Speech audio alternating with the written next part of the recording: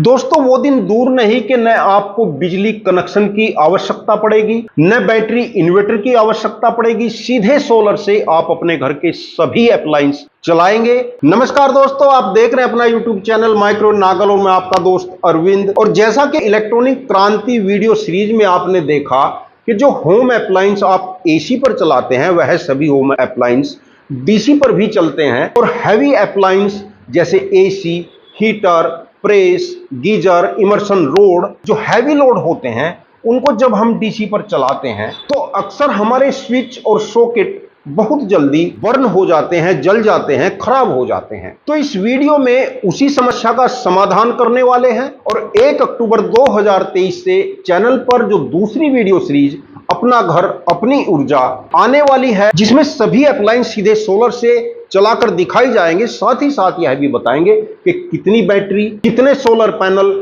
कितने समय तक आपको बैकअप दे सकते हैं। तो वीडियो स्टार्ट करते हैं। उससे पहले आपसे वही एक रिक्वेस्ट कि चैनल को यदि अभी तक भी सब्सक्राइब नहीं किया तो प्लीज चैनल को सब्सक्राइब करके जरूर रखें, जिससे वीडियो का नोटिफिकेशन आपको समय से पहुंचता रहे। तो दोस्तों, इस बोर्ड में मेरे पास एसी सप्लाई है और यह जो सॉकेट आप देख रहे हैं इसमें डीसी सप्लाई है। तो कुछ लाइट लोड हमारे पास है और कुछ हैवी लोड, जैसे कि यह हीटर देख रहे हैं 2000 वाट का यह हीटर है। तो मैं आपको बता देना चाहता हूं कि जैसे कि यह लाइट लोड है, जैसे कि घर में एलईडी बल्ब होते हैं, फैन होते हैं, यानी 200-300 वाट तक के जो आपके अप्लायंस हैं उनका डीसी या एसी पर कोई खास स्पार्क नहीं होता है।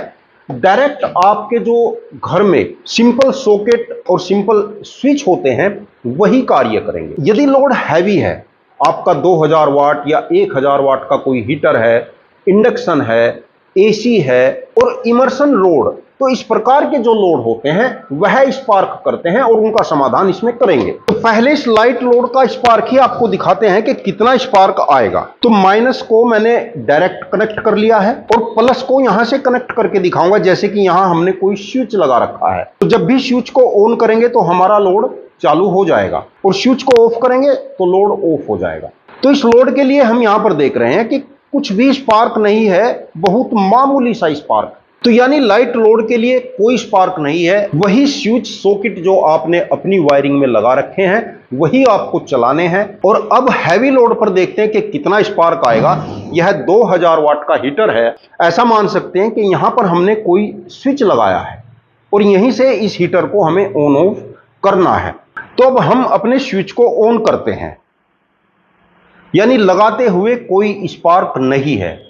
डीसी का स्पार्क जब स्विच को ऑफ करेंगे तब आएगा। अब जैसे मैं इसको हटाऊंगा यानी स्विच ऑफ करूंगा तब स्पार्क आप देखेंगे। यह देखिए, लगाते हुए यानी स्विच ऑन करते हुए कोई स्पार्क नहीं, स्विच ऑफ करते हुए स्पार्क आएगा। और यदि आपके स्विच के पॉइंट के बीच की दूरी कम है तो आपका स्विच एक बार भी नहीं चलेगा। यह देखिए, जल जाएगा। और इसी का समाधान हम आपको बताएंगे। स्पार्क एसी करंट पर भी आएगा पर कम आएगा। दिखा देते हैं आपको कि कितना स्पार्क एसी से आएगा। यह एसी सप्लाई है। हीटर का एक वायर सॉकेट में डायरेक्ट कनेक्ट कर लिया है और दूसरा वायर यहां पर कनेक्ट किया है और यहां पर मिलाऊंगा तो स्विच की तरह कार्य करेगा।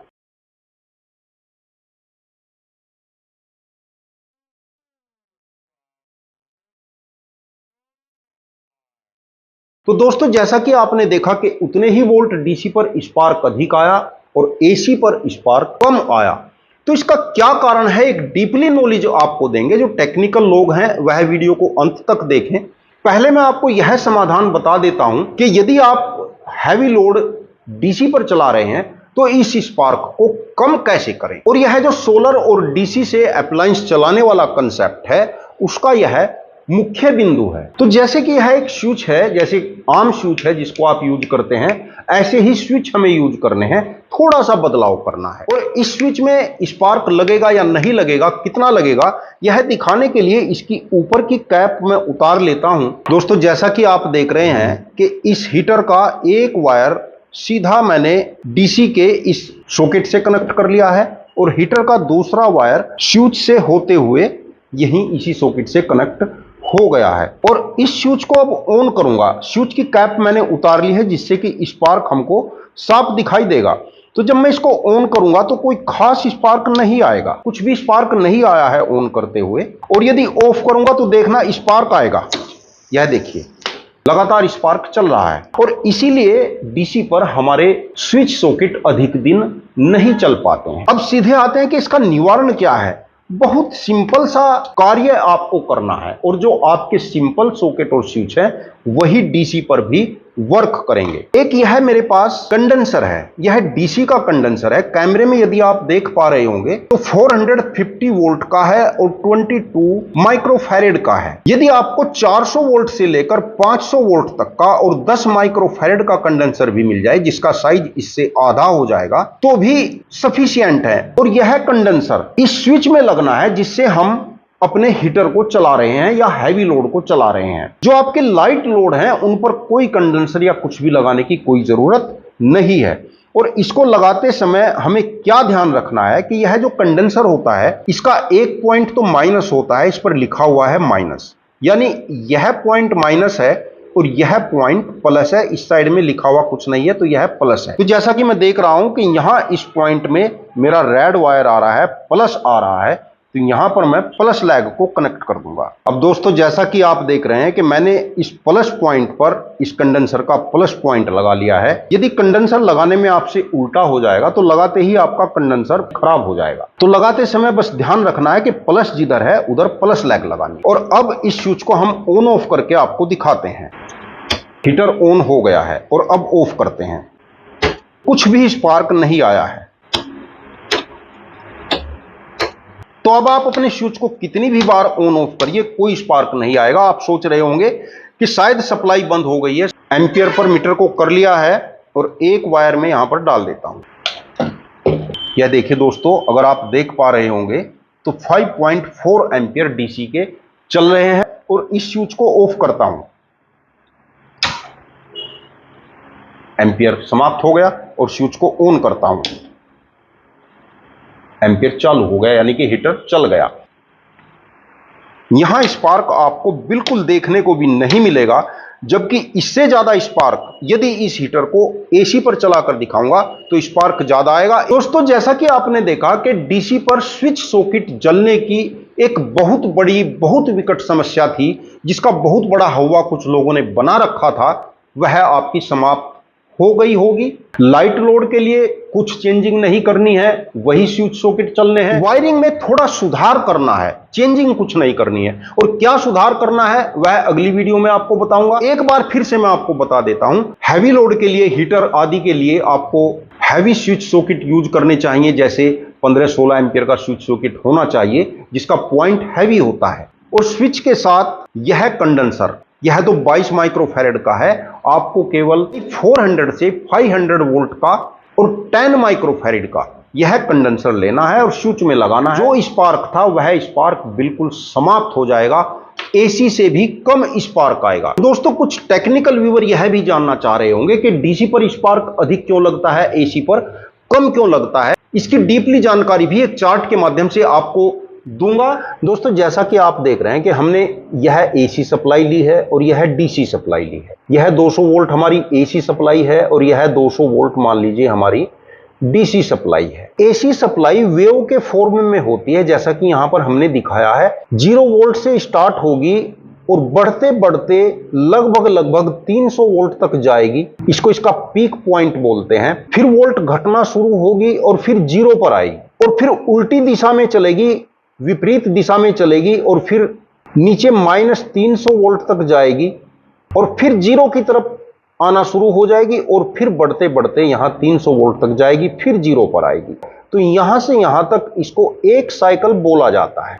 और यदि 50 हर्ट्ज फ्रीक्वेंसी की आपकी एसी है तो 1 सेकंड में इस प्रकार की 50 साइकिल पूरी होती हैं। तब 50 हर्ट्ज की 200 वोल्ट एसी सप्लाई हमें मिलती है। और 0 से 300 तक जा रही है। जब हम इसको अपने मीटर में चेक करेंगे तो हमारा मीटर लगभग 220 वोल्ट काउंट करेगा और हमें 220 वोल्ट के लगभग यहां पर दिखाएगा, क्योंकि न वह नीचे वाले पॉइंट को पकड़ता है और न ही मैक्सिमम पॉइंट को पकड़ता है, एक एवरेज वोल्ट हमको दिखाता है। डीसी सप्लाई में यदि आप 220 वोल्ट या 200 वोल्ट ले रहे हैं तो वह 220 या 200 ही रहेगी और न ही इसमें करंट वापस होता है, सीधा एक ही दिशा में करंट चलता रहता है, डायरेक्ट करंट इसको बोला जाता है।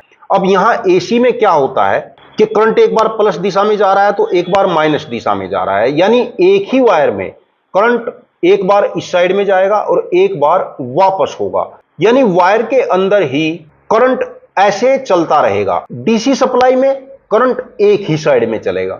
यह होता है एसी और डीसी का अंतर। करंट कुछ भी नहीं होता है, केवल वायर के अंदर इलेक्ट्रॉन का फ्लो ही करंट होता है। अब क्योंकि हम बात करने वाले हैं कि डीसी करंट में स्पार्क अधिक क्यों आता है और एसी करंट में स्पार्क कम क्यों आता है। दोस्तों मान लीजिए यह वायर है और इस वायर में हम करंट फ्लो करा रहे हैं और यहां हमारा स्विच लगा हुआ है, और यदि इसमें एसी करंट फ्लो हो रहा है, स्विच ऑन है तो करंट चल रहा है, कोई दिक्कत नहीं है, और जब हम स्विच को ऑफ करते हैं तो ऑफ करते ही आप यहां इस फिगर में देख रहे हैं कि करंट जीरो से चलता है, बढ़ता है और फिर घटकर जीरो पर ही आ जाता है। इसे जीरो क्रॉसिंग बोलते हैं। और जब भी यहां करंट जीरो क्रॉसिंग पर होता है तो वोल्ट जीरो रहते हैं, यानी जब हम स्विच को ऑफ करेंगे और जीरो क्रॉसिंग वाली पोजीशन आएगी तो यहां पर कोई करंट फ्लो नहीं होता और हमारा स्विच आराम से जीरो क्रॉसिंग पर ऑफ हो जाता है। और एक बार ऑफ होने के बाद दोबारा जब करंट की लूप बढ़ेगी तो इसमें से करंट फ्लो नहीं होगा, तो इसलिए स्पार्क कम आता है। डीसी पर स्पार्क इसलिए अधिक आएगा क्योंकि डायरेक्ट करंट है, करंट लगातार चल रहा है, जीरो क्रॉसिंग वाली कोई स्थिति नहीं है, और जब हम स्विच को ऑफ करेंगे तो हमारा करंट इस गैप के अंदर से भी गुजर जाता है और हमें एक स्पार्क दिखाई देता है। यदि यहां पर हम एक कंडेंसर इसके साथ जोड़ देते हैं, यदि इधर प्लस है तो इधर कहीं से घूमकर माइनस आ रहा होगा, तो जब कंडेंसर हमने इन दोनों पॉइंट पर लगा दिया तो जब हमारा यह ऑन रहेगा, यानी दोनों पॉइंट मिले हुए रहेंगे, तो कंडेंसर के भी दोनों पॉइंट मिले हुए रहेंगे, तो कंडेंसर हमारा डिस्चार्ज रहेगा।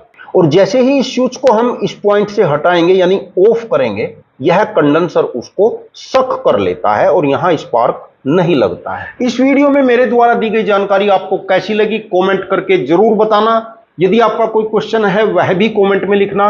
और दोस्तों मेरी आपसे रिक्वेस्ट है कि हमारा एक दूसरा चैनल भी है अरविंद के टेक के नाम से, जिसका लिंक डिस्क्रिप्शन में दे रहा हूं, और आपसे अनुरोध करता हूं कि उस चैनल को भी जरूर सब्सक्राइब करके रखें। वीडियो अच्छा लगा हो तो लाइक कर देना, और चैनल को यदि अभी तक सब्सक्राइब नहीं किया तो प्लीज चैनल को सब्सक्राइब करके बेल आइकन का बटन जरूर दबा लेना। वीडियो देखने के लिए आपका बहुत बहुत धन्यवाद। नमस्कार दोस्तों।